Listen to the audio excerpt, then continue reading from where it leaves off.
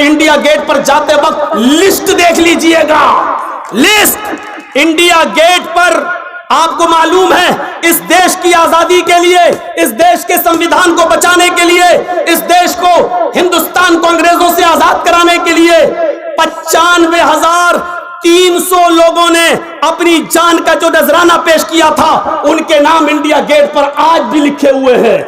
India gate पर आज भी उन 95,300 लोगों में 61,395 सिर्फ मुसलमानों के नाम है।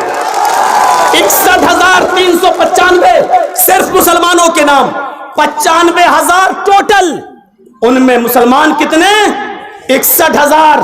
आज हमसे पूछते हो तुम नागरिकता दिखाओ, नागरिकता आडवाणी दिखाए, लाल कृष्ण आडवाणी दिखाए तुम कहां से आए हो, नागरिकता अमित शाह दिखाए कि तुम कहां से आए हो, नागरिकता मोदी जी आप दिखाओ कि आप कहां से आए हो। इस देश को आजाद कराने में हमने सबसे ज्यादा कुर्बानी दी है। पिछले 14,480, मैंने पूरा एक नोट किया है, पिछले 14,480 लोगों ने, दलित 10,777 लोगों ने, स्वर्ण 598 लोगों ने, सिख 8,050 लोगों ने, इन सिखों ने कुर्बानी दी। मोदी, जिनके संरक्षण में तुम बैठे हो, आरएसएस, जनसंघी, इनका भी नाम देख लो, 0/0। एक ने भी इस देश की आजादी में हिस्सा नहीं लिया। आज तुम तय करोगे कि भारत में किसको रहना है, भारत में किसको रहना है। तुम्हारा यह कानून मौलवी जर्जीस के पैरों की ठोकर में नहीं मानता। जाओ। और आज तुमसे एक वादा लेता हूं, मैं अपनी बात को खत्म करने जा रहा हूं, सबको बोलना है। आज तुमसे एक वादा लेता हूं, मोदी जी, तुमने इस जंग को शुरू कर दिया है, तुमने इस जंग को शुरू कर दिया है, खत्म हम करेंगे। शुरू तुमने किया है, खत्म हम करेंगे। तुमने जो लड़ाई का ऐलान किया है, हमें तुम्हारा युद्ध कबूल है, हमें तुम्हारी तरफ से राइज की हुई जंग कबूल है। मुझे मालूम है कि तुम्हारे पास प्रशासन की ताकत, मुझे मालूम है हमारी बेबसी, मुझे मालूम है हमारी कमजोरी, मुझे मालूम है हमारी हीन भावता, हमें मालूम है हमारी ताकत क्या है। तुम बहुत बड़ी ताकत में हो। पुलिस तुम्हारे साथ, प्रशासन तुम्हारे साथ, आर्मी तुम्हारे साथ, फौज तुम्हारे साथ, यहां तक के सुप्रीम कोर्ट के प्रेशर में काम करने वाले जज भी तुम्हारे साथ, सब कुछ तुम्हारे साथ। हमारे साथ क्या है? इस देश का प्यार, इस देश की मोहब्बत, हिंदुस्तान का प्यार, हिंदुस्तान की मोहब्बत।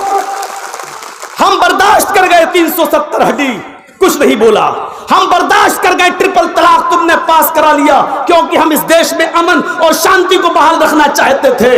हम बर्दाश्त कर गए कि बाबरी मस्जिद का फैसला प्रेशर में तुमने अपने पक्ष में करा लिया। लेकिन अब तुमने हमें भारत का मानने से इनकार कर दिया है, भारत को का नागरिक कबूल करने से मना कर दिया है। इसलिए अब आखिरी बात कहता हूं मैं आपसे, मोदी जी, अब हम उठ गए हैं। अब इस युद्ध में या तो पूरी तरीके से हम जीतेंगे या पूरी तरीके से हम हारेंगे।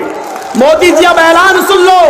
हम इस बंगाल की धरती पर एक ऐलान करके जाते हैं, अब इस जंग के अंदर या तो तुम्हारी जीत होगी या हमारी जीत होगी। इस जंग में हम या तो पूरी तरीके से जीतेंगे या पूरी तरीके से हारेंगे।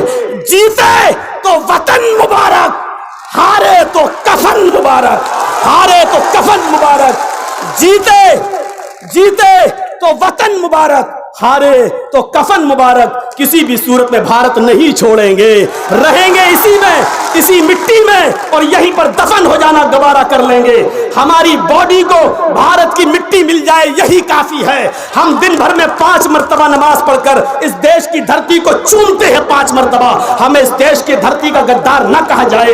इससे तुमसे ज्यादा हक हमारा है, तुमसे ज्यादा हकदार हम इस मुल्क में रहने के हैं। यही चंद शब्दों के बाद आपसे रुखसत होते हैं। यही आए तो पैमान लेकर उठिएगा कि जीते तो वतन मुबारक, हारे तो कफन मुबारक। जय हिंद, जय भारत, हिंदुस्तान जिंदाबाद, डॉक्टर अंबेडकर का संविधान जिंदाबाद, भारत जिंदाबाद, संविधान जिंदाबाद, अंबेडकर जिंदाबाद। सारी सेकुलर पार्टियों और विपक्षी दलों का मोस्ट वेलकम स्वागत, जिन्होंने हमारे इसमें हिस्सा लिया है और अब सब हमारे साथ आ चुके हैं। सारी विपक्षी पार्टी गए दिन के तन्हा था मैं अंजुमन में, गए दिन के तन्हा था मैं अंजुमन में, अब यहां मेरे चाहने वाले और भी हैं। अस्सलामु अलैकुम व रहमतुल्लाह।